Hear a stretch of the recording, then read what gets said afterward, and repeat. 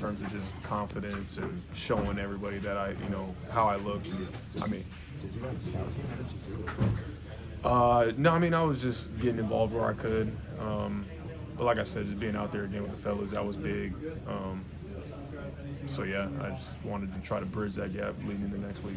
So. Have you, sorry if someone asked this, but have you had any conversations with Saleh yet? I mean, there's a good chance he might be a head coach somewhere, but have you had a chance to kind of sit down and talk with him? No, I haven't had a conversation with him yet. I'm sure we'll talk. What are you going to miss most about him if he does leave? I guess we'll figure that out when we cross that bridge. Fair enough. He's still a coach for the 49ers right now, right? Yeah. Okay. Will you rest now at all, or is it still full speed on the recovery process? I'm sure we'll adjust things. But it'll probably look a little different now. Yeah. But you're fully expecting come training camp here. 1,000%. It would be, yeah. Fred, how are you going to prevent playing the what-if game in your mind? I've lived my life saying that everything happens for a reason. Even when I got injured, I said that it was for a reason, right? And had we won and I was given that opportunity, it would have felt right. And it just wasn't meant to be. Fred, what's it like watching a game like tonight, one that gets out of hand from the sideline, where you don't have really control over what's going on? No, I mean, it sucks. I feel bad for the guys who are out there battling because, of course, you never want it to go that way. But, I'm still proud of how everybody fought all the way through to this point. I'm sure it was aggravating being out. You hadn't missed that stretch of time in your entire NFL career. What did you learn from having that vantage point for the first time as a pro? That I do not plan on retiring anytime soon because that was about as close as the feeling you're going to get of being away from the game. And,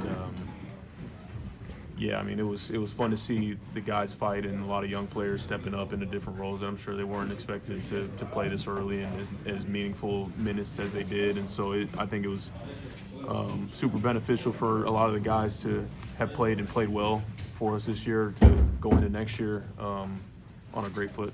How much of your push to get back was, and you're one of those foundational pillars of this team. This was a very young team. How much did you want to set kind of a standard and an example, knowing that some of those young guys were watching you?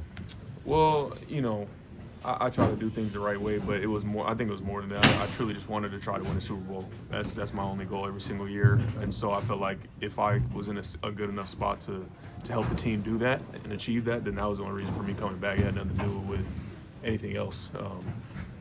So that was my main focus. The Seahawks team, you were able to play against them in week 1.